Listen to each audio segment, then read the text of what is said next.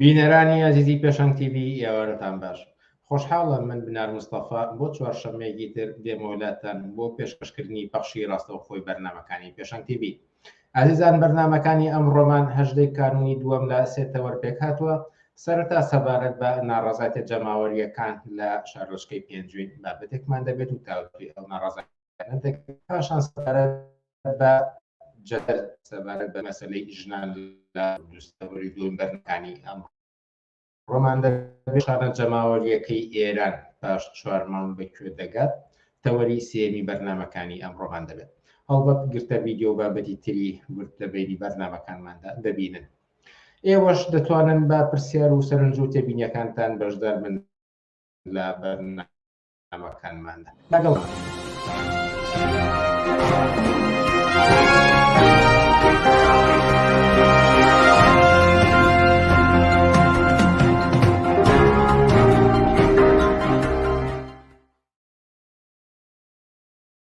بەڵێ بینەرانی عزیز زەرۆک ئاماژەم پێدا کە یەکەم تەوەری ئەمڕۆمان تایبەتە بەو ناڕەزایەتی جەماوەریانی لە شارۆچکەی پێنجوین لە ڕۆژانی ڕابردوودا ئەنجام درا و بینیمان. بۆ ئەم بابەتەش یەکێک لە هەڵسوڕاوان و ڕابەرانی ئەو بزوتنەوە جەماوەری شارۆچکەی پێنجوین لەبێەوە ئەمڕۆ کاک سیروان عومەر ڕاستەوخۆ لەگەڵماندا. کاک سیروان ئێوارەت باش و سوپاس بۆ ئەم دەرفەتەی پێداین. ئێوارەی ئێوە بینەرانی بەڕێزیشتان باش، سپاس بۆ ئێوەش کە دەرفەتی ئەوەتاندا لە دوای خۆپشاندانەکانیش ئێمە پەیامەکانی خۆمان بگەێنین. ئەوەی کە بچینە ناو خودی ناڕەزایەتیەکان و ئەو خۆپشاندانانی کە ئەنجام درا و بەکوێگەیشت سەرەتا بە شێوەیەکی گشتی بارودۆخی ژیان و گوزەرانی دانیشتوان لە پێنجوین چۆنە؟ بەڵێ لە ڕاستیا پێنجوێنی ژۆک و هەموو ناوچەکانی تری کوردستان ئەکرێ بڵین بارودۆخی ژیان و گوزەرانی خەڵک لە ئاستێکی تا ڕادەیەک قورس و تااقەت فڕۆکێندایەوە هەمومان ئاگادارین کە بارودۆخی کوردستان بە قۆناغێکی سەخت و دژواراتەیە پەڕێ بەهۆی سیستمێکی فاشیلی حکومڕانی کە لە ماوەی 32 ساڵی ڕابردووە نەیتوانیوە پێداویستی هەرە سەرەتایەکانی ژیان بۆ خەڵک دابین بکاتوە گەندەڵیەکی تا سەر ئێسقان لە سەرجەم دام و دەستگاکانی حکوومەتی هەرێم و حکومڕانانی کوردستانە هەیە و ئەمانە هەمووی هۆکارن بۆ ئەوی کە تێک ڕاژیان لە کوردستان بە پێنجوێنیشەوە تا ڕادەیەکی زۆر قرس بێت و خەڵک بە هەمیشە لە دڵە ڕاوچە و نیگەرانی و تا ڕادەیەک لە ژێر ئاستی هێڵی هەژاریەوە بێت. چی بوو وای کرد لەوەی کە لە پێنجوێندا ئێوە و کۆمەڵە کەسانی تر دەست بەرن بۆ ئەوەی کە ناڕەزایەتی دەرببڕن و کۆبنەوە و خۆپشاندان ئەنجام بدەن؟ لە ڕاستیە ئێمە لە ماوەی 15 ساڵی ڕابردووە کە درەنگتر لە هەموو شوێنێکی کوردستان کارەبا گەشتە پێنجوێن تا ڕادێکی باش کێشەی کارەبامان کەم بوو هەرچەندە ساڵانە ئەم کێشەیان بۆ دروستە کردین بەڵام ئەم ساڵ کارەباکەیان زۆر کەم کردینەوە و خەڵکی ناچار کرد کە بێنە سەر شەقام و لەگەڵیا هەم داوای کارەبا بکەن و ئەم داوای سوتەمەنی بکەن و لە ماوەی 8 ساڵی ڕابردووە پێنجوێن هیچ پرۆژێکی خزمەتگوزاریشی تێدا جێبەجێ نەکراوە هەموو ئەمانە تێک ڕاوایان کرد خەڵکی پێنجوێن چیتر ئەو سەبر و ئارامیان سنوورێکی بۆ دابنێن و داوای حەقی خۆیان بکەن و ڕێگە نەدەن ئیدی مافیان لەوە زیاتر بخورێت. بەڵێ بە بۆچوونی خۆتان ئەو ناڕەزاتیانەی کە تێکڕا لەوێ دانیشتوانان دەستیان بۆ بردو ئەنجامیاندا چۆن چۆیە پێشەوە ئەگەر خۆتان هەڵسەنگانێکی بۆ بکەن سەرکەوتوو بوو؟ ئێمە لە ئێستادا کە پێشتر بەرنامەی خۆپشاندانەکانماندانا دوو ئامانجی سەرەکیمان هەبوو کە حکوومەت و لایەنی دەسەڵات ناچار بکەین فۆکەسی لەسەر ئێمە بێەوە گوێمان لێ بگوێ داواکاریەکانمان پێکاتبوون لە دوو بەش داواکاری هەنوکەیی واتە ئانی و لەگەڵ کۆمەڵک داواکاری تر کە ئەبێ لەمە دو ئیشی لەسەر بکەین لە قۆناغی یەکەمە ئێمە سەرکەوتنمان بەدەستێنا وەکو خەڵکی پێنجوێن توانیمان کارەباکەمان پێینەوە بە هەمیشەیی و بەڵێنی بەرمیلێکی دیکەی سوتەمەنیمان پێ دراوە کە پێنجوێن ناوچەیەکی ساردا و لە هەمان کاتەکارێکمان کرد کە حکوومەتی هەرێم و دەسەڵاتدارەکان پەیامەکەی ئێمەیان پێ بگا لێرەوە من سوپاسی هەموو کەناڵەکانی ڕاگەیاندن بکەم کە بەڕاستی ڕۆماڵێکی زۆر باشی خۆپشاندانانی ئێمەیان کردوە ئێمەش توانیمان بە خۆپشاندانێکی هێمنانەی مەدەنیانەی زۆر شارستانیانە پەیامەکەمان بگەێنین و فۆکەسی میدیا کوردستانیەکان بە گشتی و تا ڕادێکی چەند میدیایەکی جیهانیمان بۆ خۆمان ڕاکێشا و ئیدی حکوومەت ناچارەکە گوێ لە ئێمە بگرێت بۆ ئەوی بتوانین ئەو داواکاریانی کە هەمانە بیگەێنین و کاردانەوەی ئەوانیان وەڵامی ئەوانش بۆ داواکاریەکانی ئێمە لە ئایندەیە دەرەکەوێت بەڵام لە ئێستا ئەوە ئێمە بەدەستمان هێناوە وەکوتم کارەباکەمان وەک پێشووی لێ هاتوۆتەوە بەڵێن دراوە کە بەرمیلێکی دیکەی سوتەمەنیشمان بۆ دابین بکرێت. ئەم دەستکەوتانی کە ئێستا ئاماژەت پێدا هەر لەوەی کە کارەباکەتان گەڕایەوە بۆ دۆخی جاران وە یەک بەرمیلی زیاتر بەڵام دراوەکە بەدەست بهێنێت پێتان وایە لە ئەنجامی ئەم ناڕەزاتیانە بوو کە دەربڕابوو یاخود ئەمە هەر لە بەرنامەی دەسەڵاتداران خۆیاندا هەبوو؟ نەخێر لە بەرنامەی دەسەڵاتدارانە نەبوو و ئێمە بە دڵنیاییەوە ئەگەر ئەم ناڕەزایەتیانەمان نیشان نەدایەوە ئەمە ئەو خۆپشاندان جەماوەریە گەورەیەمان سەرڕێ نەخسایە بە دڵنیاییەوە نەکارەباکەمان ناگەڕایەوە دۆخی پێشووی بەڵکو زیاتر لەوەی کە بڕی بوویان ئەیان بڕی و کەمیان نەکردەوە بە دڵنیاییەوە قەراری بەرمیلی دومینەوت لە ئارادا نەبوو بۆیە بە دڵنیاییەوە ئەوەی کە بەدەستمان هێناوە بەهۆی خۆپشاندانەکانەوە بۆ بەهۆی خۆڕاگری خەڵکو و ئیرادەی خەڵکەوە بۆ کە بەدەستێنراوە. ئاماژەتان بە ڕۆڵی میدیا کرد کە ئیجابی بوو. ئەی ڕۆڵی دانیشتوانانی خەڵک لە پێنجوێندا چۆن بوو؟ چەندێک لەگەڵ ئەم ناڕەزاتیانە نبووە، چەندێک بە گرنگی دەزانن کە هەڵسوراوانێکی وەکو ئێوە دەستیان برد بۆ ناڕەزاتی دەربڕین؟ من سەرڕایەوەی کەوتم سپاسی سەرجەم میدیاکانی کوردستانەکەم بەبێ جیاوازی کە ڕۆڵێکی زۆر کاریگەریان هەبوو لە فۆکەس خستنە سەر خۆپشاندانەکانی ئێمە. ئەمە لێرەوە چەندبارەی بکەمەوە کە سپاسی بێپایان و نەبراوەمان هەیە ئێمە وەکو سەرپەرشتیاری خۆپشاندانەکان سپاسێکی زۆر و نەبراوەمان هەیە بۆ هەموو خەڵکی پێنجۆن کە بەڕاستی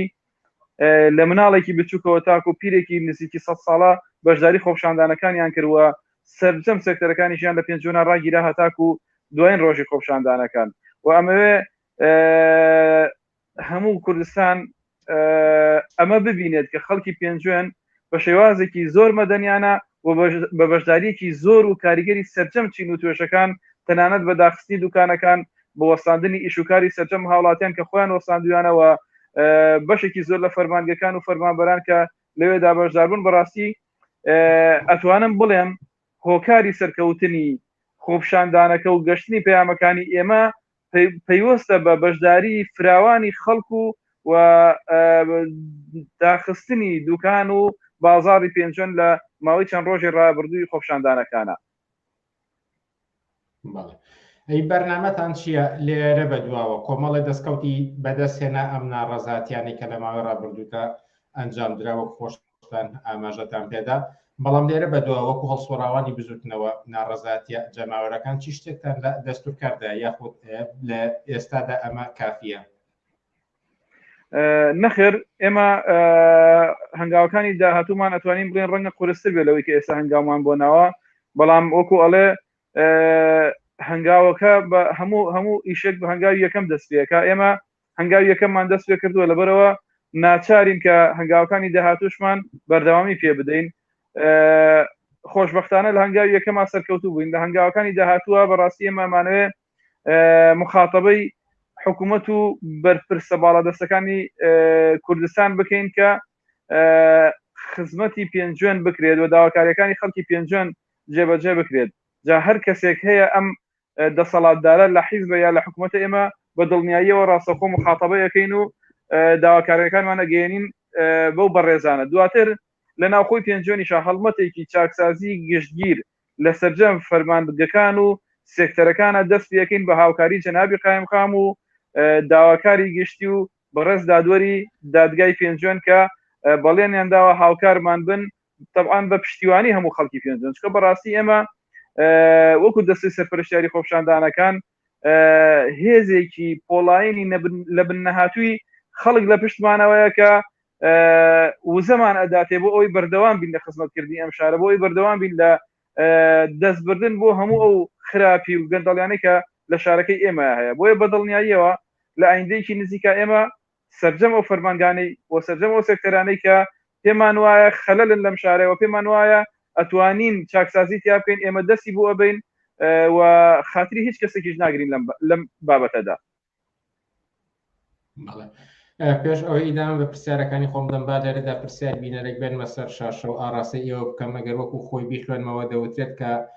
پێنجون شارێکی جوان و سەیرانگەی زۆری لێ ئایا دەست براوە بۆ چاککردنی ئەو ناوچای گەشت و گوزاریانە؟ بەڵێ پێنجون وازەحە پرسیارەکە سپاس بۆ بینەرە بە ڕێزەش. پێنجون لە پێش ساڵی 2014 پرۆژەی جوانکردنی سەیرانگاکان یا گەشانەوەی سەیرانگاکان و پارکی بۆ دەرچوو بوو. لە ڕاستیە سەیرانگای زۆری تیا ناوچەکەی ئێمە، بەڵام ئەو پرۆژەی کە حکوومەت قەرار بوو بیکات لە سەیرانگای سێچاکان سێکوان نۆبووک کە خەڵکی ئەم ناوچەی ئێمە ئەزانن سێ سەیرانگان بە نزیکیەکەوە و قەرار بوو پرۆژێکی جوانی تیا بکرێ، بەڵام لە دوای 2014 ئەم پرۆژانە وەستێنراون و کە بودجەکەی نزیکی 3 ملیار دینارێک ئەبوو ئەکرا شتێکی زۆر جوان بکرێت لەو ناوچانەدا، بەڵام پرۆژەکان وەستاون و کۆمپانیاکەش عەقدەکەی لەگەڵ حکوومەت هەڵوەشاندووەتەوە چکە ماوەیەکی زۆرە ئەو پرۆژەیە کۆتایی هاتووە، تا ئەتوانین بڵێن پرۆژەیە تەواو نەماوە، ئەبێ جارێکی تر دیسان پرۆژەی گەشتیاری نوێ بۆ پێنجۆن بکرێت کە سەیرانگای زۆر باشی وەکو گۆڵێمان هەیە کە ڕەنگە جەنابتان و بینەرانی بەڕێزیش بزانن کە یەکێکە لە سەیرانگا هەرە جوان و ڕازاوەکانی هەموو عێراقیش نەک بە تەنها پێنجۆن و کوردستان. بەڵێ بە دڵنیاییەوە کاری جدی ئەەکەین لەو بوارەدا و وەک پێشتر وتم جەنابی قایمخان باڵێنی داوە کە هاوکارمان بێ و دڵنیاشین کە هاوکارمان دەبێت. هەر لێرەدا پرسیارێکە خۆم ویستم ئاڕاستەی ئێوەی بکەم کە پەیامی ئێوە بۆ خەڵکی تری کوردستان کە ئەوانیش بەدەست هەمان گیر و گرفتەوە دەناڵێنن دەمجی یەکەم لەگەڵ پرسیاری یەکێکی تر لە بینەران، ئەویش ئەوەیە کە پێتان وایە خەڵکی لە پارچەکانی تری یاین لە شارەکانی تری کوردستانیشدا بۆ چارەسەری ئەم کێشانە وەک ئێوە پەنا بۆ ناڕەزایەتی دەربڕین بەرن بۆ ئەوەی کە حکوومەت پرسیار بکەن؟ لە ڕاستیە خاڵێکە زۆر جەوهەریە، من پێم وایە ئیدی خەڵکی کوردستان ئەبێ بێدەنگ نەبێ، جا مەرج نییە تەنها بە خۆپشاندان بێ، بەڵکو ئەکرێ هەرێکی و لە شوێنی کارەکەی خۆیەوە لە ماڵەکەی خۆیەوە لە ناوەندی ئیشکردنەکەی خۆیان ڕازی نەبین بەوەی کە غەدرمان لێکرێ، ڕازی نەبین بەوەی کە مافمان نەخورێ، بەڵام بە شێوەیەکی زۆر مەدەنیانە و زۆر شارستانیانە کە وەکوڵێ بەرامبەرەکەت ناچار بکەی گوێت لێ بگرێ. بەڵێ بە دڵنیاییەوە زۆر گرنگە هەموو خەڵکی کوردستان لە هەموو شار و شارشتەکانی تر بێنە دەنگ و پەیامی خۆیان بگێنن بە دەسەڵاتداران، چکە ئێمە ئەزانین ئەم وڵاتی ئێمە بەڕاستی وڵاتێکی دەوڵەمەندە لە هەموو ڕوویەکەوە، بۆیە بە دڵنیاییەوە ناکرێت پاش 32 ساڵ خەدەماتی ڕێگەبانت نەبێ، خەدەماتی پارک و شوێنی گەشتیاریت نەبێ و ناکرێت کارەبا و ئاوت کێشە و گرفتی هەبێت کە من دڵنیام لە هەموو کوردستانە کێشەی کارەبا و ئاو هەیە. بۆیە بە دڵنیاییەوە داواکارم لە خەڵک و بە پێویستی ئەزانم کە خەڵکی هەموو شوێنەکانی تریش وەکو ئێمە بە شێوەیەکی زۆر مەدەنیانەوە کۆڵێ بە شێوەیەکی زۆر شارستانیانە بێنە دەنگ و داوای حەقی خۆیان بکەن و پەیامی خۆیان بگەێنە حکوومەت. کاتکە ماوە بۆیە ئەگەرم ئەو کاتێککە ماوە بیکەمە ئاراستی خۆتانەوە کە چی شتێکی تر بە گرنگ دەزانە سەبارەت بەم ناڕەزایەتیەوەی ڕابردووی پێنجێن و هەر بابەتێکی تر کە لە گفتووەکەماندا نەهات بێت گرنگیان ئاماژەی پێ بدەن گفتی. لە ڕاستیە من گرنگترین شت کە بە پێویستی ئەزانم لە سەرجەم شوێنەکانە هەبێت و بەتایبەت لەم جۆرە خۆپشاندان و دەربڕینی ناڕەزایەتیانەیە ئەوەیە کە خەڵک یەکدەنگ بێت. ئێمە نهێنی سەرکەوتنەکەمان یەکدەنگی خەڵک بوو لەگەڵمانە، واتە ئێمە ئەگەر نەمانتوانایە زۆرینەی خەڵکی پێنجۆن لەگەڵمان بێتە سەر جادە و بەشدار بێت لە ناڕەزایەتیەکانە بە دڵنیاییەوە ئامانجی خۆمان نەئەپێکا، وەکو چۆن لە ڕابردووە لە زۆر شوێنی تر ئەمە ڕووی داوە، بەڵام بە حکمی خەڵک یەکدەنگ نەبووە و یەکدەست نەبوون پێکەوە و تێکڕا داوای مافی خۆیان نەکردو نەتوانداوە ئامانجەکان بەدەست بێ. بۆیە وەکو وتم ئێمە هەموو خەڵکی پێنجۆن بەشدار بوو، بڕاتان هەبێ بە شەوانە کە 4 شەو 5 ڕۆژ ئێمە لەو سەرمایە ماوێنێتەوە پلەی گەرمی هەندێک جار دابازیوە بۆ ناقزدەی ژێر سفر، هەمیشە سەر و هەزار کەس لەگەڵمانە ماوەتەوە بەشەوە و بە ڕۆژیشە چەندین هەزار کەس لەگەڵمانە بەشدار بووە کە ئەمە ئیدی حکوومەت ناتوانێت گوێ لەمە نەگرێت و دەسەڵات ناتوانێت گوێ لەمە نەگرێت. بۆیە پەیامی منەوەیە کە لە هەر شوێنێک ناڕەزایەتی سەرڕێخرێ پێشتر ئیش لەسەرەوە بکرێت کە ئەمە ئەبێ کۆدەنگی بۆ دروستکرێ و ئەبێ بەرنامەیەکی جوانی بۆ دابندێکە ئەو خەڵکە بەڕێزەی کە یەنە پشتانەوە گوێڕایەڵی سەرپەرشتیارانی خۆپشاندانەکە بن بۆ ئەوی بەلاڕێدا نەبرێ و بتوانرێ ئامانجەکان بە ئاسانی و بە مەدەنیانە بەدی بهێنرێت. دەست خۆش بێ ڕەنگە ئەمە گرنگترین پەیام بێت و لێرەدا کۆتایی بەم گفتوگۆیەمان بێنین. بەڕێز سیروان عومارێکێک لە هەڵسوڕاوان و چالاکوانانی ناڕەزایەتیەکانی شارۆچکەی پێنجوێن، زۆر سپاس بۆ ئەم دەرفەتەی پێداین و لا بەرنامەکانی ئەم شەوی پێشنگ تیڤیدا ئامادە بوون. سپاس بۆ جەنابشتان. زۆر سپاس. ئازیزان موچانێک دەدەین و پاشان سەبارەت بە مەسەلەی ژنان و جەدەلێک کە ئەمڕۆ لە کوردستاندا بەڕێوەیە قسە و باسێکمان دەبێت لەگەڵ ئاڵا فەرزدا. موچانێک و دەینەوەلاتە.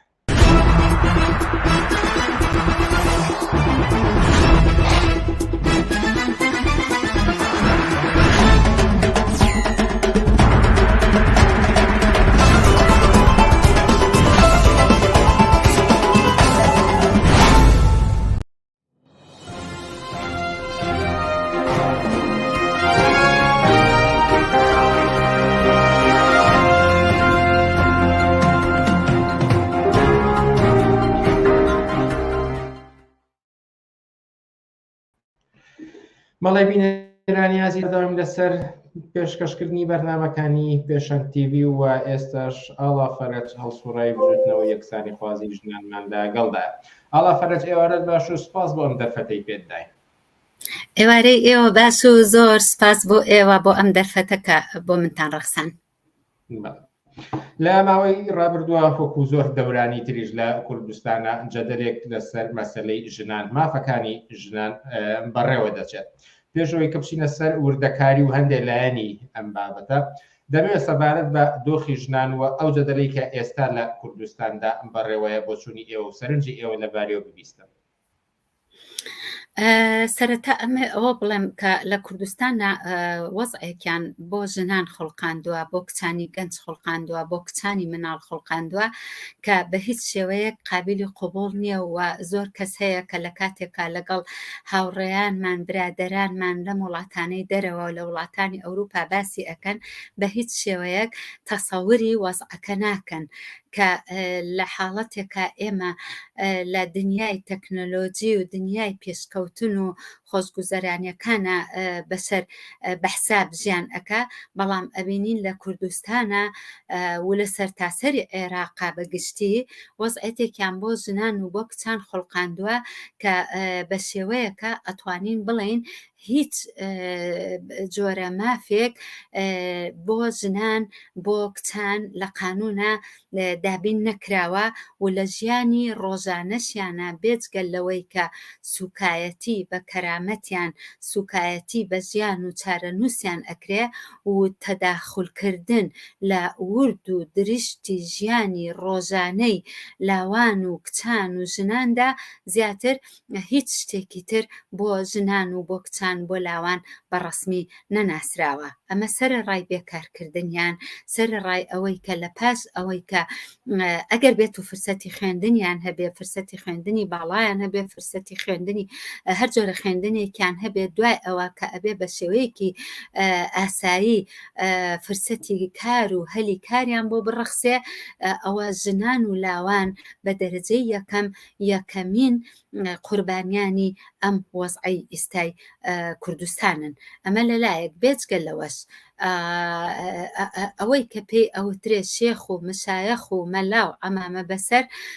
قوتیان کردوێتەوە هێنایانەتە ساحەی سیاسی کوردستانەوە و بە ڕووی ژنانیان نایاون. هەر ڕۆژەی هێرشێک ئەکرێ بۆ سەرمافێکی سەرەتایی ژنان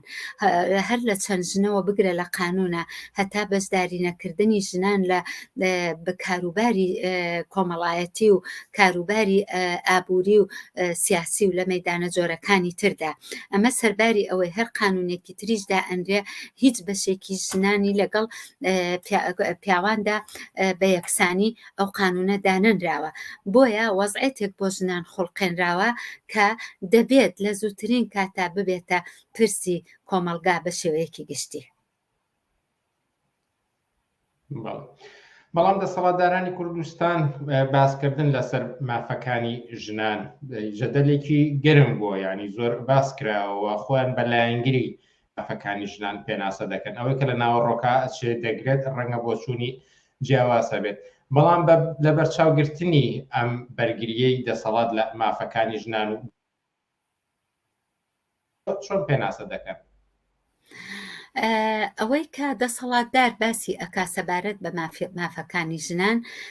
بەگوێرەی خەتماون لەگەڵماندا. بەڵێ گوێتان لێم نییە؟ ئاڵا فەرج بەداخەڵێ ببورن قەڵەیەکی تێکە و فەرمون گوێتان لە پرسیارەکەی ئێمە بوو؟ بەڵێ گوێم لە پرسیارەکەتان بوو. ئێستا گوێتان لە دەنگمە؟ بەڵێ سپاس. ئەوەی کە پێی ئەو ترێ مافەکانی ژنان ئەوەی کە دەسەڵاتداریش باسی ئەکا بە گوێرەی دەورانێک یان بە گوێرەی ئەو بارودۆخەی کە دەسەڵاتدار پێویستێتی باسی مافەکانی ژنانەکە. دەسەڵاتدار باسی مافی ژنان ناکە لە هەموو کاتێ و ئەو خەباتەی کە ژنانیش لە کوردستانە، ژنان و پیاوانی ئازادی خواست لە کوردستانە لە هەر مستەوایە کابێ ئەو خەباتی کە ئێستا ئەیکەن خەباتێکە کە دەبێت بکرێت، بەڵام دەسەڵاتدار لە بەرامبەر ئەم خەباتەیە جوابی نییە. دەسەڵاتدار کاتێک باسی مافێکەکە کە خۆی ئەکەوێتە قەیرانێکەوانێ پێویستە بە باسکردنی جۆراوجۆری مافەکانی ژنان و باسی جێندەر و باسی دەخاڵەتی ژنان لە باسە سیاسی و کۆمەڵایەتیەکانە و کاتێکە بۆ پەرلەمانەکان پێویست ئەکا خۆیان چەند ژنانێکی کە سوکاری شەهید و باوکیان مەسئول بووە و باوکیان مەسئولە و بە هیچ شێوەیەکیش کە سەریان لە سیاسەتکردن و سیاست بۆی ناخورێ و حەزیان لێ نییە، بەڵام لەبەر ئەوەی کە هەر لەو ڕێگەیەوە مەجای ئەوەی تایە کە ئەمانەش دەوڵەمەند بکرێن و ئەو ملیۆنە دۆلارەی کە ڕۆژانە دەسەڵاتدار دەستیان ئەکەوێ بۆ ئەوەی کە لەسەر ئەوانیش ڕابێن و بمێننەوەێ بۆ دواڕۆژی دەسەڵاتی سیاسی واتە بۆ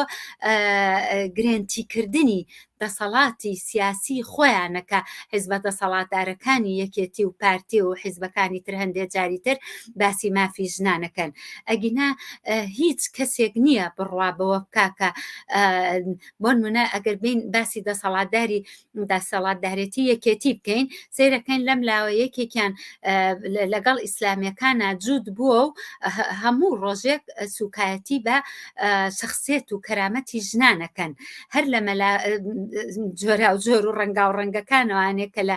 چ لە ئێران و چ لە تورکیا و لەم لەو لاوهێناویانە بۆ ئەوەی کە دژایەتی بە ژنان و بە مافەکانیان و بە خۆشگوزەرانی ژنان و مافەکانیان بکە، ئەمانیان هێناوەتە ساحەکەەوە و میدیاش بە تەواوی ئەم مەلایانەی کردو تا جێگای احتیمامی خۆی. ئەمە هەمووی بۆ ڕاگررتنی دەسەڵاتی سیاسی یەکێتی و پارتیە. ئەبینین لەو لاوانێ هەر لە ناو دەسەڵاتەکەیە دەسەڵاتدارێکی تریتیایە باسی جێندەرت بۆکە یەت خۆی ئەکا بە یەکێک لەو کەسانەی لەو کەسە یەکسانی خوازانەی کە باسی مافەکانی ژنانەکە، بەڵام کاتێک ئێمە بین باسی قانون بکەین لەلایەک و باسی جێگە و پێگە و جێگە و ڕێگە و پێگەی ژنان بکەین لە ناو کۆمەلگای کوردستانە. ژنان چ جێگە و ڕێگەیەکیان هەیە لە ناو ئەم کۆمەلگایەیە؟ ئەوە ژنانن کارەکەن، ئەوە ژنانن مناڵ ئەبەن بۆ داهێنگا و بۆ شیرخۆرگە و بۆ ماڵی باوک و بۆ ماڵی خەزور و بۆ کەسێکە تاوەکو ئەو کاتانەی ئەو 6 ساعاتێک کە ئیش ئەکەن مناڵەکانیان لە شوێنێک بێت و بە شێوەیەکی عادی مناڵەکە گەورە بکرێت. ئەوانن لە دوایە دیسانەوە ئەچن مناڵەکانیان ئەهێننەوە نێونانی نیۆڕۆ ئێوارەیان بۆ حساب بۆ حازرکەن و میواندارێتیەکەن. ئەوانن ڕاکەڕاکیانە بە دوای شتکڕینی بازاڕە و لەبەر ئەوەی لە حاڵەتێکە ئەگەر سەیری خێزانێکی نۆرماڵیشکەین پیاوەکانیشیان لەوانەیە بە دوو جۆر ئیشکردن 3 جۆر ئیشکردن ئەگەر دەستیان کە لە ئیشی بازار و ئیشە خزمەت گوزاریەکانەوانەیە ئێستا وەکو دەرەقەتی ئەم وەزعگرانیە و ئەم نەوعە ژیانەی ئێستای کە لە کوردستانە ئەگوزەرێ نایەن. بۆیە باسکردن لە مافەکانی ژنان لەلایەن ئەمانەوانێک کە لەلایەن دەسەڵاتدارۆ کاتێک باسەکرێ ئەمانە بە هیچ شێوەیەک مانای ئەوە نییە کە بێن ئەمانە قانونی بۆ نمونە چەند ژنە لابەرن، قانونی با بڵێن توندوتیژی دژی ژنان بنەبڕکەن لە قانونە. ئەمانە کاتێک ئەبێ باسی مافەکانی ژنان بکەن کە بڵێن ئەم قانونەی ئیستای ئێمە کە هەمانە لە کوردستانە قانونێکی مەدەنیە مافەکانی ژنان و شخصیت و کەرامەت و ژیانی ژنانی تیا پارێزراوە، بەڵام کە ئەمە نەبێ با بخۆیان هەر باسی ئەوە بکەن بڵێن مافی ژنان، چونکە هیچ کەس نییە بڕوایان پێ بکە. لە حاڵەتێکی شا لە بەرامبەر ئەمەیە کاتێکە ئەم مافانە نییە، خەڵکانێکی ئازادی خواست، خەڵکانێکی یەکسانی خواست یەنە ساحەکەوانێ و هێزی خۆیان نمایش ئەکەن دژی ئەم بێمافیانە، بۆ لەو کاتانەیە نایەنە دەنگ، بۆ لەو کاتانەیە نایەن ئەندام پەرلەمانەکان واز لە پۆستەکانیان بێن و بێن بەشداری بکەن لەگەڵ ئەو خەڵکانە ئەو کەسانەیە کە چ کۆمەلگای مەدەنین، چ خەڵکانێکی ئاساین، چ ژنانێک کە ئیتر ئەڵەن بەسە نابۆ بێ حقوقی و بێ مافی ژنان. ئێمە تا ئێستا شتی وامان نەبینیوە لە کوردستانە، بۆیە باسکردن لە مافەکانی ژنان ئەوە ئەرکی ئینسانە ئازادی و یەکسانی خوازەکانە چکۆکو هەمومان نەزانین ماف نادرێ بە هەر باسیشیکەن، بەڵکو ماف ئەسەندرێت. کۆمەڵە سەرنج و تێبینی و پرسیار لەلایەن بینەرانەوە هاتووە، من پرسیارەکانی خۆم جارێ ڕاگرم و ئەمانە ئاڕاستەی ئێوە دەکەم. پرسیار بینەرێک بێنە سەر شاشەکە و ئاڕاستەی ئێوەی بکەم ئەگەر کورتی کەمەوە چونکە بڕێک درێژ نووسراوە. ئەڵێ زۆر جار لە کوردستان کە قسە لەسەر مافەکانی ژنان دەکرێت باز لە ڕۆڵ دەکرێت. ئێوە ڕۆڵی ژنان خۆیان چۆن هەڵ ئەسەنگێنن؟ کۆسپەکان چییە لەبەر دەمدا و ڕۆڵ و وشیاری ژنان لە کوردستان خۆیدا ئێوە چۆن دەبینن وشیاری ژنان؟ بەڵێ زۆر سپاس بۆ ئەم گوێگرە بەڕێزە کە ئەو پرسیارە گرنگەی وروژاندووە. هەڵبەتە مافەکانی ژنان، ڕۆڵی ژنان هەمووی پەیوەندی بە یەکتریەوە هەیە. ڕۆڵی ژنان وەکو باسم کرد هەر لە کاری ناوماڵەوە بگرە هەتاوەکو کاری دەرەوە ڕۆڵێکە کە ژنان ئەیبینن، بەڵام هەڵبەتە ئەوە ناتوانین نکۆڵی لێ بکەین کە لە شارێکەوە بۆ شارێکی تر ئەم ڕۆڵانە ئەگۆڕێن. پێویستە لە کاتێکە کە باسی ڕۆڵی ژنان ئەەکەین باسی ئەو کولتورە دواکەوتۆش بکەین کە سەرمایەداری حیزبە مافیاکانی کوردستان یان ئەو کولتورە دواکەوتویە لە ڕێگای بەکارهێنانی بۆ نمونە ئیسلام و ئیسلامی سیاسیەوە کە بەکاری ئەهێنن لە ژیانی ژنانە لەگەڵمان ماون لەسەر خەت دەنگی ئێوە لای ئێمە گوێتان لێم نییە؟ گوێتان لێمە؟ بەڵێ وەکو باسم کرد لە شارێکەوە بۆ شارێکی تر ئەگۆڕێ ڕێژەی بەشداری ژنان لە بەشداریکردنیان لە ژیانی ئابووری و کۆمەڵایەتی سیاسیە لە شارێکەوە بۆ شارێکی کە ئەگۆڕێ، بەڵام ئەمە باسی ئەو کولتورە دواکەوتۆ بکەم کە دەسەڵاتدارەتی سیاسی لە کوردستانە حیزبە مافیاکان لە کوردستانە ڕۆژانە یەن وەکو وەسیلەیەکی زۆر کارە بۆ ڕاگررتنی دەسەڵاتە گەندەڵەکەیان یەن دین بەکارەهێنن. ڕاستە خۆی لە ناو دینە پڕە لە خورافات و کولتوری دواکەوت و دژ بە ژنان، بەڵام ئەم حیزبانە لەو بارەیەوانێ یەن ئەم کولتورە دواکەوتووە ئیسلام وا بە شێوەیەک بەکارەهێنن ڕێک دەمجی ئەکەن بە ژیانی خێزانەکانەوە، بە ژیانی ژنانەوە، بەو شێوەیە بلەکەداریانەکەن کە ئەگەر بێت و ڕەچاوی ئەم کولتورە دواکەوتویە و ئەم ئیسلامە سیاسیە و ئەم قورعانەی ئەوان نەکرێ ئەوە ئەو ژنانە ئیتر شەرەفیان نییە، ئەو ژنانە پێویستە لە لەلایەن دایک و باوک و خێزانەکانیان و ماڵی خەزوریانەوانێ ئەمە لە ئیسلاماوە ئەڵێ ئەبێ ئەمانە دوور خرێنەوانێ لە ژیانی ئاسایی کۆمەلگا بۆیە ڕۆژێکیان مەلا مەزهەرەکانمان بۆ زیندوو ئەکەنەوە ڕۆژێکی کەیەن نەوعەمەلایەکی ترمان لە ئێرانەوە بۆ ئەهێنن کە ڕۆژانە لەسەر شەرەفی ژنان کە کاتێک ئەوان تەماشای ژنان ئەکەن سەیری جوانەکەی ناکەن سەیری ئەقلی ناکەن سەیری توانای داهێنان و ئیش و کار و ڕۆڵەکەی کە ئەم بەشدارە بە ڕێزە پرسیاری کردو لەسەر ڕۆڵ ئەوان لێەوە سەیری ناکەن ئەوان فقط لە شەرەفەوە کە شەرەفەکەس لە ئەندامانی زاوزێ و بەشی سێکسواڵی ژنانەوە تەماشایەکەن ئەوان هەموو نقطە و هەموو فۆکسێکی لێکۆڵینەوە و بیریان لەسەر ئەو جێگە حساسانەیە و واشیان کردووە کە کۆمەڵگا بەرە ئەو حساسیەتە بەرن بەو باسی کەلیمە و تێرمە جۆرا و جۆرانە کە تەنها لە قاموسی ئیسلامیەکانی ساجێ بێتەوە بۆیە ئەم ڕۆڵە ڕەبتی هەیە زۆر زۆر بەوەی کە چۆن ئەم کولتورە لە ناو ژیانی ژنانە جێگەی خۆی کردوێتەوە بۆ نمونە زۆر دوور نەڕۆین ئەبینین لە ناو خێزانێکە مناڵیان هەیە ژن و پیاوەکە ئەچێ بۆ ئیش بەیانی ڕائێوارەیەتەوانێ ڕۆڵیان وا داناوە بە شێوەیەکی گشتی کە ژنەکە بێ ئاگای لە مناڵەکان بێت و مناڵەکان گەورە بکات و بۆی مناڵەکانی پەروەردەیەکی جوان بکرێن بەڵام ئەم پەروەردەکردنە بە شێوەیەکی جوان ئەرکی گشت کۆمەڵگایە ئەرکی ئەوەیە کە هەموو مناڵێک بە شێوەیەکی باش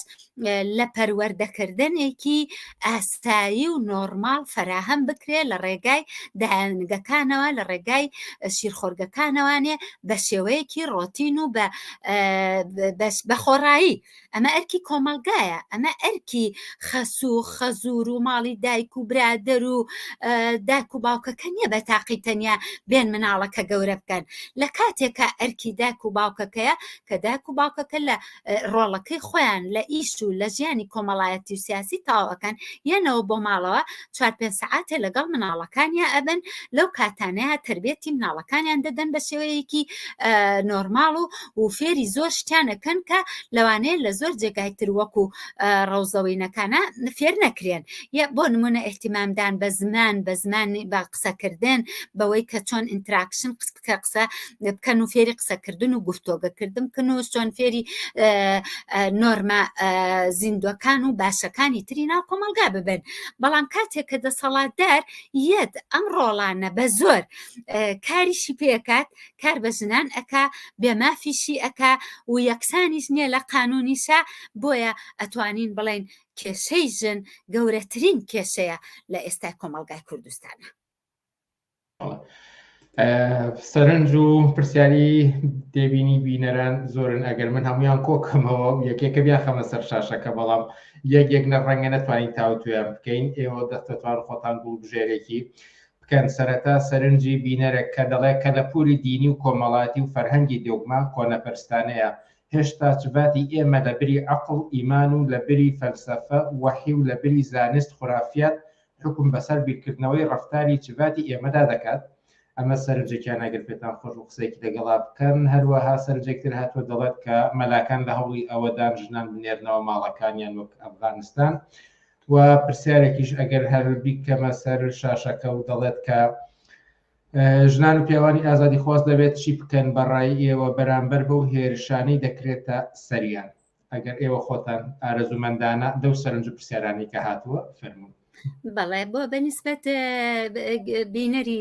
یەکەمەوە ئەو بەڕێزە بەڵێ منیش هاوڕاتم بیرروڕا ئەفسانەی و ڕۆحانیەکان زاڵ بۆ بەسەر بیرکردنەوەی تەواوی هەموو ئەو کەسانەی کە بڕوایان بە کە ئیمانیان هەیە و کە بڕوایان بەو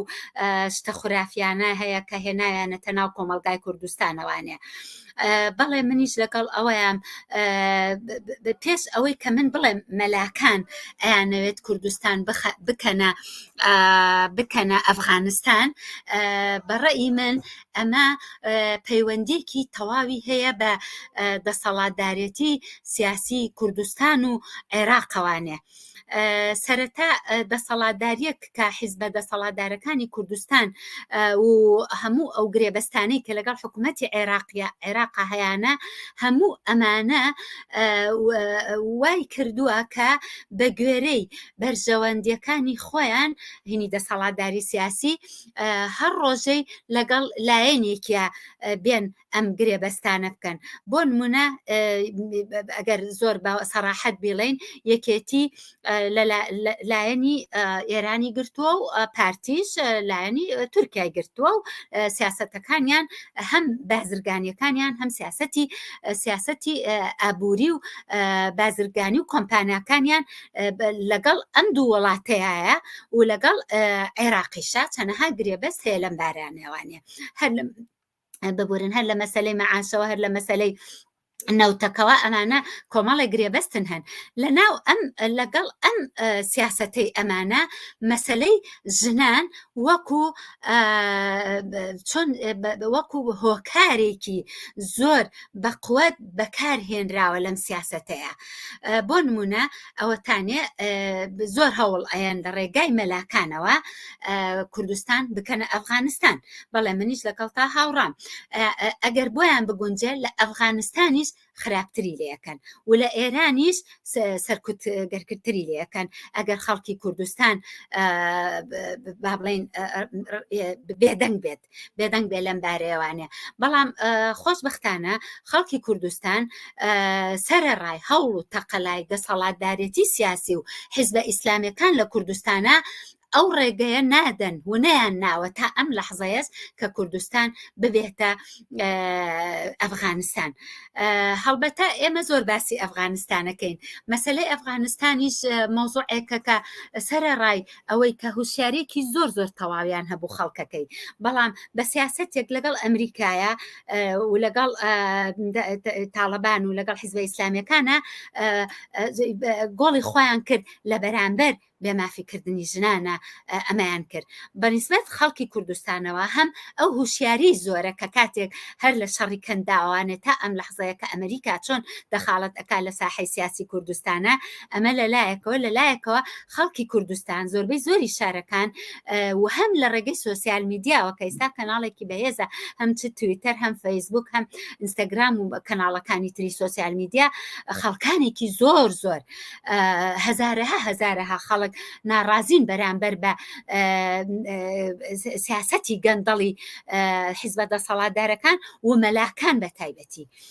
مەلاکان بە تایبەتی لەبەر ئەوەی کە وەک ئەیبینین کۆمنتەکانیان لە ڕێگای سۆسیال میدیاوە هەموو خەڵک دیفاع لە خوشک و دایک و گێڵفرێندەکەی و ڕەفیقە کچەکەی و ڕەفیقە کوڕەکەی و هەر باسێک پەیوەندی هەبێ بە مەوزوعی جێندەر و ئەمانە ئەبینین خەڵکانێکن کە لەوانەیە لە هەموو مدەی ژیانیان سیاسەتیشیان نەکردێ، بەڵام سەرەڕایەوە دیفاعێکی زۆر جدیاناکەن لە مافەکانی ژنان کە پەیوەندی هەیە بەوەی کە نەبێتە ئەفغانستان، نەبێتە ئێرانێکی تر، نەبێتە ئەوەی کە هەر مەلایەک قود بێتەوانێ و بێت لە خۆیوانێ لە مزگەوتەکانەوە فتوا بات دژی ژنان، فتوای ئەوە با کە ژنانێک کە ئازادیان ئەوێت، ژنانێک کە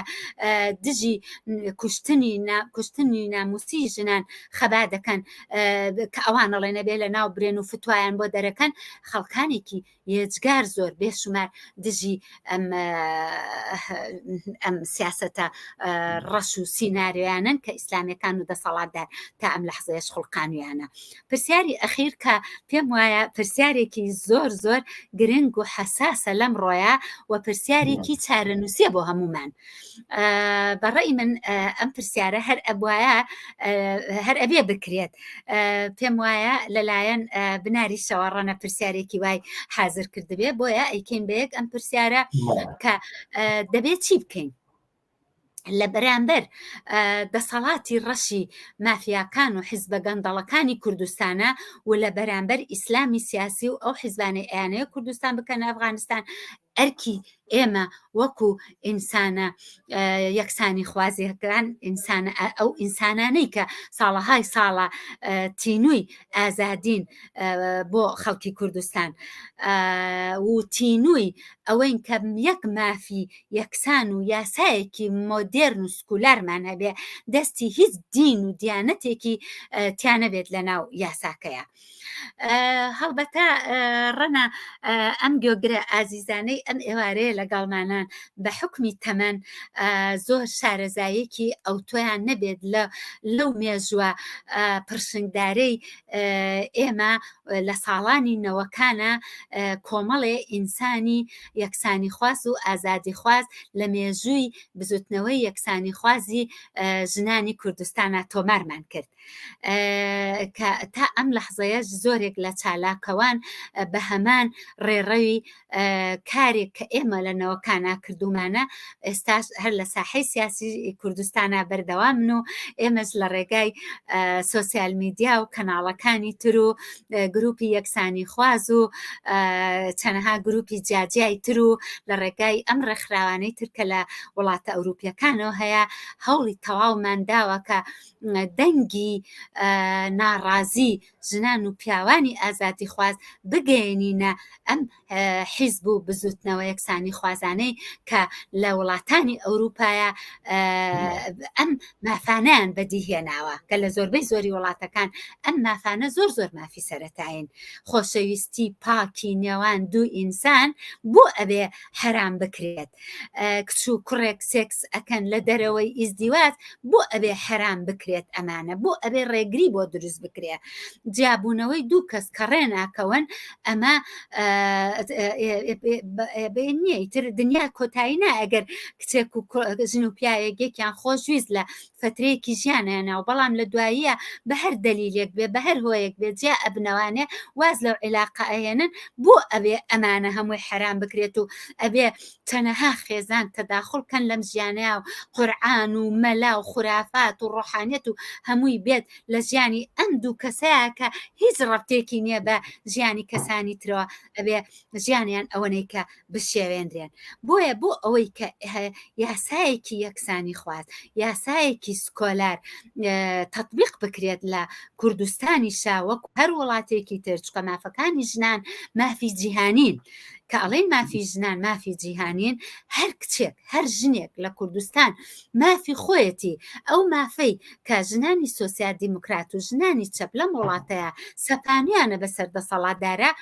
ژنێکیش کە لە کوردستان ئەژی کچێکی گەنج کە چاو ئەکاتەوانێ لە ناو ئەو هەموو بێمافیەیە مافی خۆیەتی لەو مافانە بەشدار بێت کە ئەڵێن مافەکانی ژنان مافی جیهانین ڕێکمە بەسمان ئەوەیە ئەوانیش وەکو هەر ئینسانێک مافیان هەیە بەهرەمەند بن لە هەموو ئەو مافە سەرەتاییانە بۆ ئەمە پێویست ئەکا ژنان و پیاوانی ئازادی خواست لە دەوری یەکتر هەرچی زۆرتر کۆ ببنەوە نەوعەتێگەیشتنێک هەبێ بۆ دروستکردنی کاری هاوبەش و خاڵ و بەندکردنی ئەم مافانە لەسەر لەوانەیە زۆر ڕێکخراو هەبێ کە ناکۆکن سیاسەتەکەیان پلانەکەیان بەرنامەکەیان کە هەیەە بەڵام خۆ ئەکرێت کۆبن لەسەر ئەوەی دژی کوشتنی ژنان چۆن کۆتایی پێبێنرێ لە قانونە ئەکرێت بێن لەسەر ئەم خاڵە هاوبەشانە یەک بگرین کۆبوونەوەی زوو دروست بکرێت خاڵە هاوبەشەکانمان کاتێ دۆزیەوە بین بە شێوەی جۆرا و جۆر هێزەکانمان نمایشکەین لە کوردستانە بە تایبەتی لە شاری سلێمانی هێزی زۆر جوان جوان نمایشکرا بوو بۆ پۆشینی ئازادی جلوبەر کچێک لە پەیمانگای هونەرە جوانەکان لە کاتی کۆرۆنایە هات ئەو جلوبەرگە ناسکانەی هێنا وەکو دەرپێ ئاڵاوەڵای هەڵواسی بەمە تعبیری ڕەئی خۆی کرد وەکو فەنانێک وەکو هونەرمەندێک لەسەر ئازادی جلوبەرێک بۆ نمونە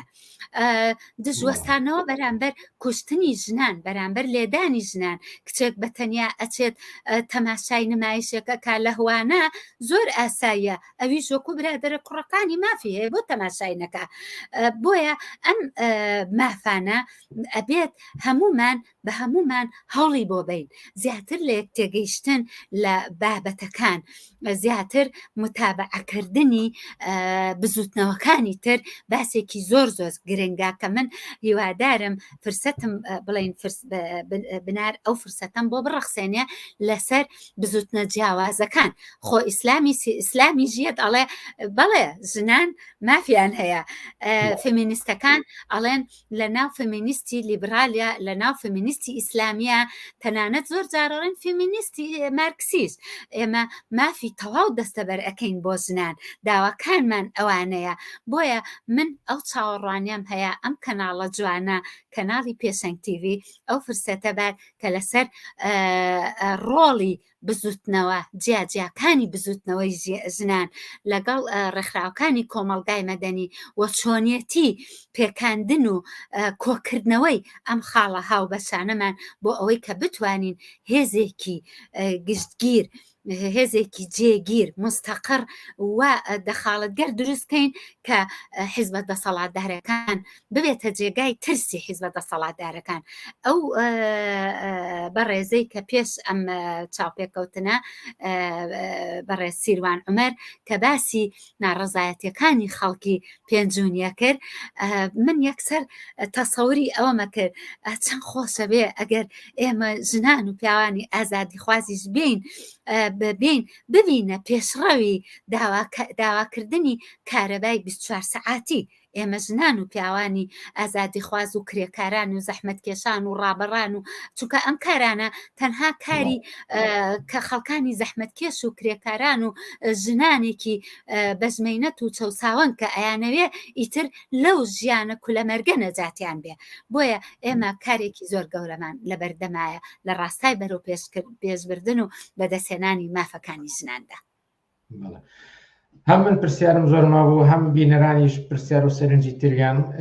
نردووە بەڵام بەداخەوە کاتی بەرنامەکەمان لێرەدا کۆتایی پێدەین با دڵنیاییەوە لەگەڵ ئێوەدا بەرنامەی تر لەسەر تەوەری جیاوازتر و بەشێک لە ناوەڕۆکی ئەو سەرنجانەی کە بینەرانیش نردوێنەوە منیش لە پرسیارەکانمان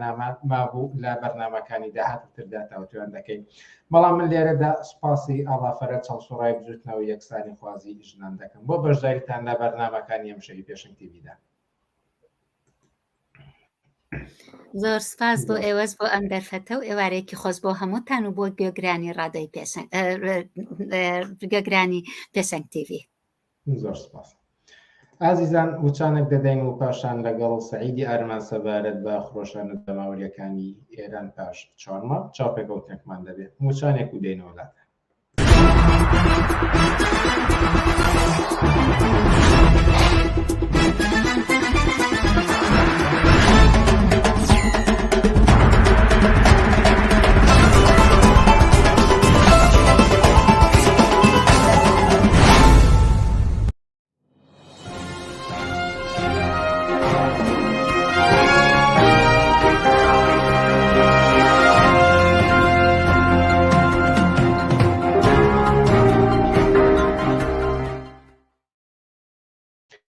مەڵای بینەرانی ئازیز هەرۆکو ئاماژەمان پێدا سەبارەت بە خۆشانە جەماوەریەکەی ئێران سەعیدی ئارمان لە ڕابەری حیزبی حکومەتیستمان لەگەڵدایە.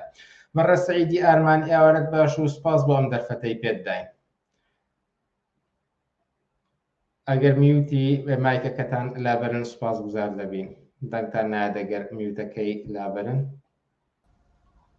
ببوورە. تەسویری تۆم نییە سڵام هەیە بۆ تۆ بۆ بینەرانی عزیزی تەلڤیزیۆنی پێشەنگ لە خزمەتان فەرموو. 4 مانگ زیاترە جەماوەری ناڕازی لە ئێراندا هاتوونەتە مەیدان پاش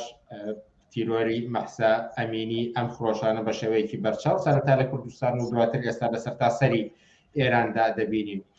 ئەمێ بپرسم بۆچی پاشوەرمان هێشتا ئەم خۆشانە جاماوەریە ناڕەزایەتی دەربڕین بەردەوامە مەگەر جمهوری ئیسلامی پاشەکشەی نەکردو بۆ نمونە پۆلیسی ئەخلاقی هەڵنەوەشاندەوە بۆچی ئەم خەڵکە هێشتا هەر لە مەیداندا؟ شعارێکیان هەیە ئەڵێ باڕووسەری و بێڕووسەری جمهوری ئیسلامی وێ بڕوە قزێ لەسەر لەوێەوە دەستی پێکرد بەڵام تووڕێی و ناڕەزایەتی ڕقی خەڵک لە جمهوری ئیسلامی تەنها نەبەستراوەتەوە بە لەچکەکەی یا ڕعایەت نەکردنی ئەو جلوبەرگە ئیسلامیە یا شێوازی ئیسلامی جلوبەرگ لەبەرکردنی ماسا بەڵکو ئەوە بوو بە جەرەقەیەک وەکو محەممەد بوعەزیزی لە تونس کە بوو بە جەرەقەیەک و شۆڕشێکرا دژ بە خانەوادەی مەلیکی ئەوێ یا بن عەلی بە قسەکە لەسەرەوەیە کە خەڵکی ئێران بە درێژایی ئەم چواردەیە و چەند ساڵەی کە هەیە 43 ساڵ لەوە پێش ئەم ناڕەزایەتی هەربووە سەرەتا کۆمونیستەکان ژنان دژ بە جمهوری ئیسلامی وەستانەوە خەڵکی کوردستان هەر عینیشت بەڵام ئەو کات ئەمە ژمارەیەکی کەمیە گەردیان نا ئەو ترس و خۆفەی کە جمهوری ئیسلامی دایسەپاند بوو بۆ هۆی ئەوەی کە ئەم ناڕزایەتیانە بەربڵاو نەبێت و لە هەموو نەتێنێتەوە بۆیەش لە چەند ساڵی ڕابردووە تقریبان ئێمە بێتە 96 ئێران دەیمانگی 96 واتە هەر ئەم کاتانە بوو حدودی 5 ساڵەوە پێش 5 ساڵەوە پێش خەڵک هاتنە مەیدان ڕاپەڕینێکی گەورەیان کرد و خەڵکی ئاسیاتە مەیدان کە زۆرتر لاو بوون لەوێەوە ئەو جەرەقە لێدرا لە واقعە و ئەم مەترسی هەر بەسەر سەری جمهوری ئیسلامیە بوو کە خەڵکی ناڕازی خۆکەون لێی ئەجا ئەم جاریان ناجارێکی کە 98 دووبارە هاتنەوە ئێستا ساڵی 1400ەکە ساڵی 1398 هاتنەوە مەیدان و فترێکی خایاند لەسەر بنزین و قەتعامێکی زۆری کرد لە فاصلەیەکی چەند ڕۆژەیە زیاد لە 1500 نەفەری کوشت و مەسلەی ژینا لە واقعە مەحسای ئەمینی ئەمە بوو بە بزوتنەوەیەکی بەرینی کۆمەڵایەتی لە تەواوی ئێرانە و جەرەقەکەی لێدرا و لە تارانەوە دەستی پێکرد شەوی ئەوەڵ بە مردنی جوانەمەرگی ژینا جوانەمەرگ کە دەواقع معلوم بوو کە دەوڵەتی ئێران ئەو کارێکیوە و لە سەقزا ئیتر بوو بە هەڵسوونێکی جەماوەری و وەژنان و پیاوانی شۆڕژگەر لەوێ لەواقع ژنان لەچکەکانیان لابردوو و بوو بە سمبولێک و ئیتر تەواوی ئێرانی تەنیەوە جمهوری ئیسلامی بەظاهر ئەمەی لابردووە باسی کردوە کەلایە بە بەڵام ئەمانەی خستوتە بەشەکانی تری هێزی چەکدار و سەرکوتگەری خۆیەوە یان نا ئەشکالێکی تری بەدەستەوە گرتووە بۆ بەرگریکردن لە ئەوانەی کە حجاب ڕعایەت ناکەن مەسەلەن مەعاشیان بۆ تێنەکە مەسەلەن لە ئەشکالی مختلفە حجاب وەلەو کانە خەڵکی ئێران تەلویحەن بە جمهوری ئیسلامیان تەحمیل کرد و فاکتۆ بەڵام ئێستا وەکو یاسالا نەچووە بەردەوامە بەڵام کێشەی خەڵکی ئێران ئێستا لەگەڵ جمهوری ئیسلامی لەسەر حجاب نییە بەڵکو واوەترە لەسەر ڕفاع لەسەر ئازادیە لەسەر کەرامەتی ئینسانیە لەسەر ئەو بنەما ئەساسیانن کە مرۆڤ ئەساسەن ئەبێ بیبێت وەکو ئینسانێکی ئازاد ئەبینی وڵاتی ئێران وڵاتێکی دەوڵەمەندە بەڵام خەڵکی ئێران لێ بێبەرەیە کۆمەڵێ دز و فاسد و جنایەتکار و وەحشی کەوتونەتە گیان ئەو خەڵکەی لە تووری 43 ساڵی ڕابردووە ئەی دزن ئەی خۆن ئەیەن بە شەبەکە ترۆریستیەکان و لە خەڵکی خودی ئێرانی مەحرومەکەن ئەمەیە قەزیەکە کە هەر بۆیەش بەردەوامە و بە حەق بەردەوامە و لە ئەشکالێکی جۆراوجۆرە هاتوۆتە مەیدانەوە خەڵک ئەگەر پرس لە ئاڵوگۆڕی دەسەڵات بێ لە ناوچەکەدا کۆمەڵی نمونە هەن کە بەڕاستی جێگەی ئەوە نییە مرۆڤ نمونەی لێوەرگێ لە عێراق بۆ نمونە کە حکوومەتی بەعەز ڕووخا لە دوای ئەوەدا کۆمەڵگا زۆر خراپتر بووە. ئەفغانستان بە هەمان شێوە دوای تاڵیبان و تەنانەت دواتر تاڵیبانیش گەڕایەوە ئەمانە دوو وڵاتی ئێران هەر لە ناوچەکەدا لە سووریا بووە هەوڵی گۆڕێنی دەسەڵات بووە جەنگێکی 11 ساڵە لە وڵاتەدا. واتە ئەمێ بڵم کە ئەم نمونانە لە ناوچەکەدا بوون زۆر هاندەر نین بۆ ئەوەی کە دەسەڵات بگۆڕێ. لە ئێرانە چۆنی دەبینن ئایا مەترسی ئەوە هەیە کە لەم نمونانە بێتە پێشەوە و خەڵکی ئاوت بە دەسەڵاتی جمهوری ئیسلامی بخوازێت؟ لە ئێرانە ئۆپۆزیسیۆنێکمان هەیە بە ناوی ئۆپۆزیسیۆنی بۆژوایی. ئەم ئۆپۆزیسیۆنی بۆژوایی وەکو مجاهدین وەکو سەڵتەنە تەڵەبەکان وەکو لایەنە بۆژواکانی تر ئەمانە چون بەهێزی جەماوەر پشتبەستونین بۆیەش هەمیشە باز لە ڕژیم چێنجەکەن چاویان لە ئەمریکا و لە زلهێزەکانی دنیای وەکو وڵاتانی غەربی کە حکومەتیان بۆ بگۆڕێ یا پشتوپەنایان بێت. بەڵام ئەوەی بەشەکەی تری کە ئەحزابی چەپ و سۆسیالیست و کۆمۆنیستن وەکو یەکێ لە حیزبەکان کە حیزبی ئێمن بە درێژایی مێژوو دژی ئەم ڕەوتە بووین و دژی ئەم نەوعە لە هەڵوێستانە بوون کە داوای ڕژیم چێنجەکەوە لە ئێرادەی خەڵک ڕەچاو ناکاوە پشتی پێ نابەستێ. بۆیش ناڕزایەتی بەرین لە کۆمەلگایە ناڕزایەتی ئەم چینە چەساوەیە چینی کرێکارە کە لە ئێرانێکا بۆ نمونە لە 170 لەژێر خەتی فقرەوەیە و هەر بۆیش ئەمەیە ئەم تووڕەیی ئەم بەشە ناڕزایەتی ئەم بەشە دژ بە نەهامەتی و نظامی سەرمایەداری و ڕەسمالیە کە تەلاشەکە هەوڵەدات کە بیگۆڕێت لە بنەڕەتا. ببورە من پێودێکمێت قەتیکەم هەوڵەدات کە ئەو بەشە لە کۆمەلگا هەوڵەدات کە حکوومەت لابەرێ و ژیانێکی ئاسایی ژیانێکی بەدوور لە چەسانەوە بۆ خۆی بەدی بێنێت و بۆیش ئێستا ئایبینین لە ناو کۆمەلگایە لە شوێنە جۆراجۆرەکان شعارە دەن کە نەمان بۆ ستەمگەر چ شابێ و چ ڕەهبەر مەبەست لە ڕەهبەر خامنەییە لە واقعە بۆیش من نادەن بە هیچ نەوعە دەسەڵاتێکی چەوسێنەر. ئەمەیە ئەم ڕەوتە ئێمە لە واقعە بەمەم مربوطین و ئەوەی لە ئێرانایە یا غاڵبە جاری وایە بازێکەکەونن ناباوەڕی بە خۆیان ئەمە شتێکی یاساییە بیا بازێک پێی وایە حکوومەتێکی درندەی وەحشی وەکو مارێکی هەزار سەر لە واقعە کە جمهوری ئیسلامیە بە ڕۆژێک و دوو ڕۆژ یا بە مانگ و دوو مانگ ئیسرم لا ئەچێت ئەڕوخێت کە ئەمە بۆچوونێکی غەڵەتە بە بڕوای من. ئەمە لە کاتێکا ممکنە کە جەماوەر هەموو بە تێگرا هەستن و میلیۆنی بێت لە ئاستی میلیۆنیە بێنە مەیدان. ئەمە ئێستا لەم ئاستەیە نەهاتۆتە مەیدان ئەمە لەم ئاستەیە ناڕازیە تووڕەیە بەڵام هەمووی نەهاتۆتە سەر شەقام و هەمووی ناتوانێت ئەوە بکات کە گەنجەکان و ئەو بەشەی کاتۆتە سەر شەقامی کات. بۆیش لەم میکانیزمانە مهمن کرێکاران بەردەوام لە حاڵی مانگرتن و ناڕزایەتیان بەتایبەت پێرێکەوە ماوەیەک لە مەوبەریش کرێکارانی بەشی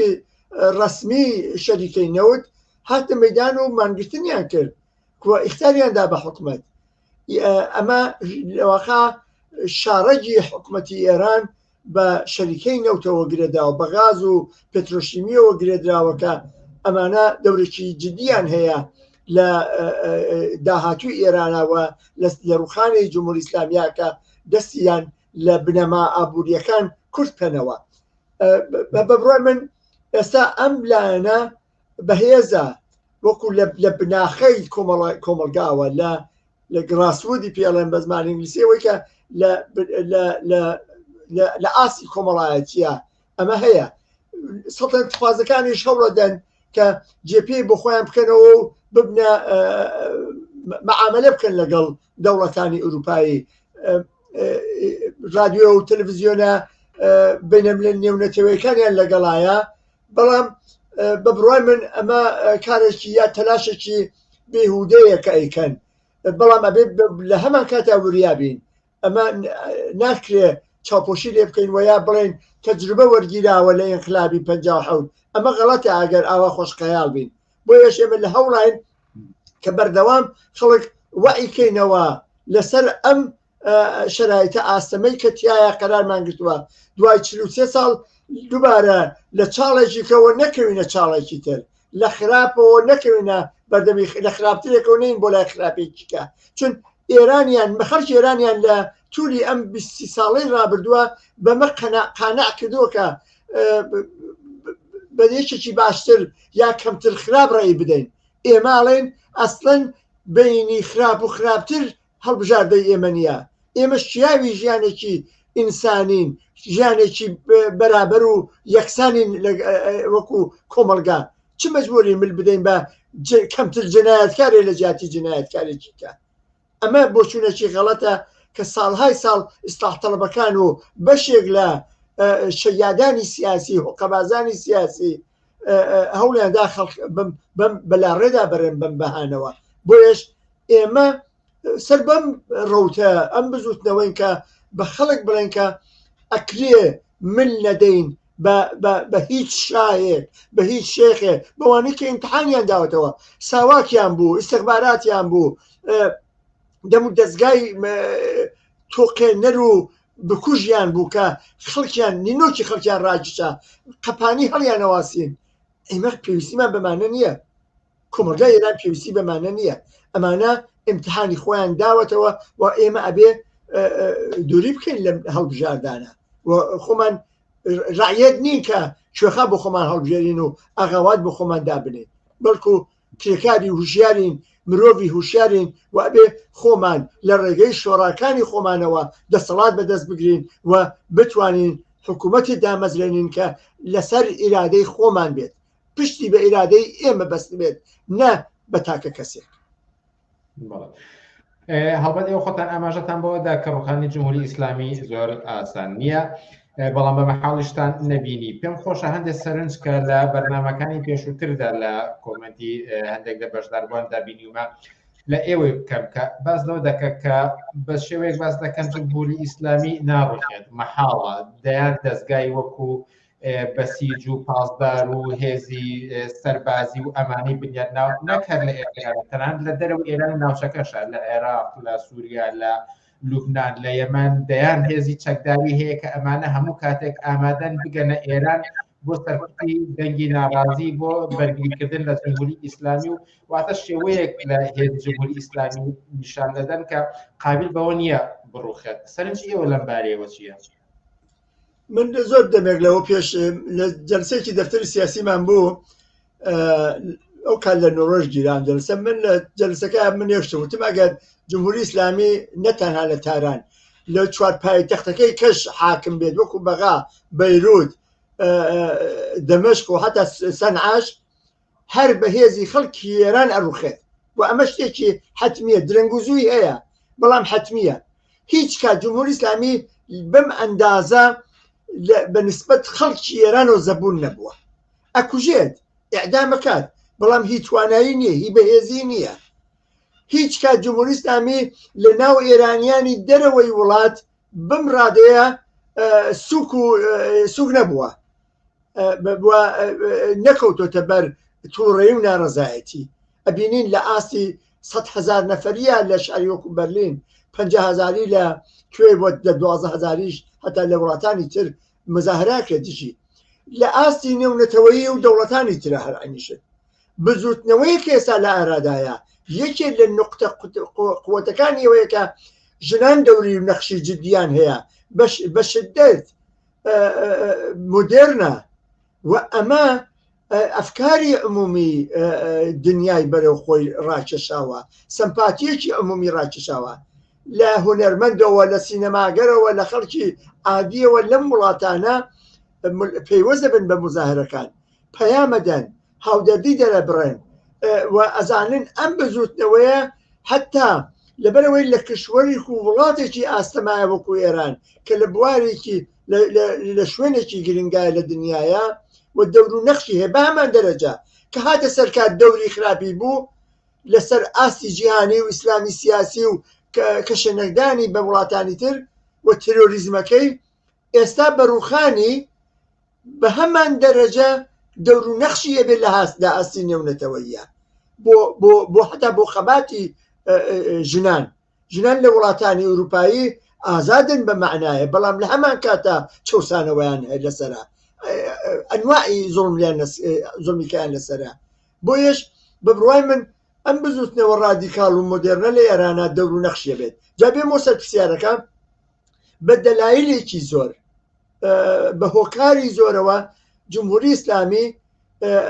ناتوانێت خۆی بگرێت لە ئاسی ئەم وەزعی خەڵکە بۆ مانەوەی خۆی هەوڵەدات هەتا کێشە کەوتۆتە ناو خۆیان هەوڵەدەن بە جۆرێک هینی بکەن جەم و جۆری بکەن بەشێکیان خامنەی بەکەڕات هاتوۆتە ناو تەلەڤیزیۆنەوە شکایەتی بووە لەسەرەوەی کە جەماعەتێک باش ناجوڵێنەوە لەم سەردەمەیە دفاعی باش ناکەن لە کۆماری ئیسلامی لە قوتەقن ئەمە لەناو خۆیانە لە خۆیان ئەعدامەکەن چ ڕۆژ لەو پێش دانێ لە کەسێکە لە ڕەدیفی ڕاوێژکاری مزاکرەی دانیشتنە نێو ئەتۆمیەکانیان بوو هینی نەوەوی لەویان ئەعدام کرد کە سەری بە شەمخانی عەلی شەمخانی کە لە مقامی شۆرای عالی ئەمنیەتی ئێرانە یعنی بەندە ئەمە بەخەون لێڵێ ئاو کەوتوتە هێلانەی مێروەکان لە ڕاستیە وەزعەکەیان ئاوایەکە بۆیان ئاستەمە کەوتوتە شەرایەتێک و بارودۆخێکی زۆر نالەبارەوە کە گوڵڵیان لە لێژیە جا درەنگوزوو کەوتووە بەڵام بە بڕوای من قەتعیە و جمهوری ئیسلامی ڕوون لە لەمانە هەر ئێستا بە شێوەی دووفاکتۆ ژنان ئێرانە توانیانە زۆر داخوازی خۆیان بەدەست بێنن ئەو لە ئاسێکە بەڵام بەوە ناوەستنەوە ڕۆژ نییە لە ئەم سوچ و ئەو سوچی ئێران بە بۆنەی چلەوە بە بۆنەی حوتەمەوە بە بۆنەی لە هاتن دەرەوە لە نوێژی جمعە یا بە شێوازی جۆراوجەر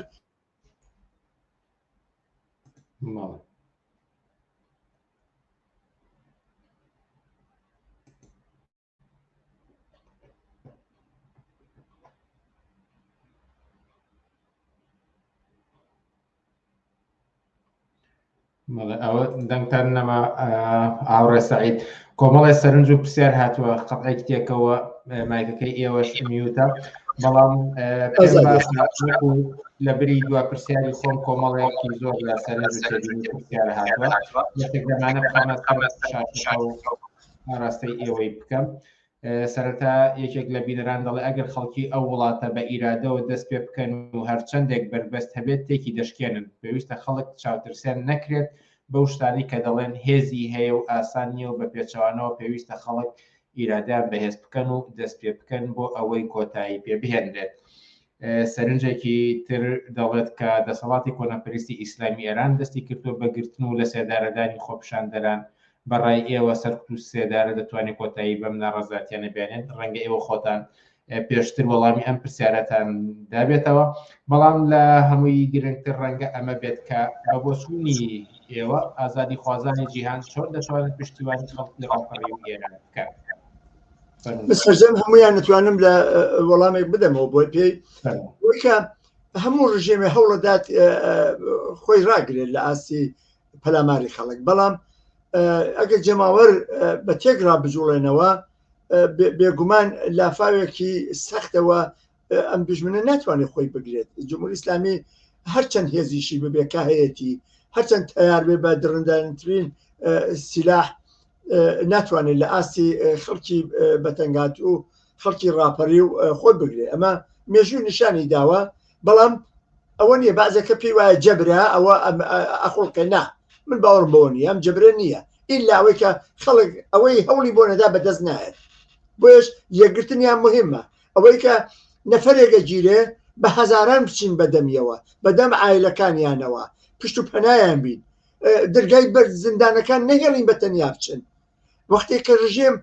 ئەبینێ نەفرێکی گرتو هەزاران لێ ڕاپەڕیون یا سەدان لەبەر دەرگای زیندانەکان نایهوێ ئەوەنە دوژمن زیاتر بۆ خۆی بتاشێ ئەمە لەلایەکەوە لەلای کەشەوە بۆ مەسەلەی پشتگیری گرنگە ئەمە لابردنی جمهوری ئیسلامی یا ڕوخانی جمهوری ئیسلامی تەنها لە مەسلحەتی ئەم 85 ملیۆنە خەڵکی ئێران نییە بەڵکو بە بڕوای من لە مەسلحەتی بە میلیارد خەڵکی دنیاە کە گەورەترین زلهێزی تیرۆریستی ئیسلامی و تەغزیە و ئەوەی کە کۆمەگەکا بە تەرۆریزمی ئیسلامی لە ئاستی جیهانیە ئەمە لاچێت گەورەترین ئاپارتایدی جنسیەتی دژی ژنان ئەمەش لاچێ کە ئەوە مهمە کە ئیتر لە هەڵەبجە و لە بەغا و لە سلێمانی زی پێگەدرێن لە دەمی مەلاکان کەیتر زەخر نێنن بۆ ژنان ئەمە لەوێەوە هەتا دێتە ئیسلامی سیاسی لە ئەوروپایە ئەمە جەمبەیەکی کەی ئەگەر لایەنێکی ئەگەر کرێکاران دەور و نەخشێکی جدیان هەبێ لەوێ و لە حمایەتێکی زۆرتر بەهرەمەند بن بێگومان دەسەڵاتی داهاتوو ئێران ئەتوانێت دەسەڵاتدارەتێکی شۆڕایی بێت یا سۆسیالیستی بێت کە ئەمە ئەتوانێت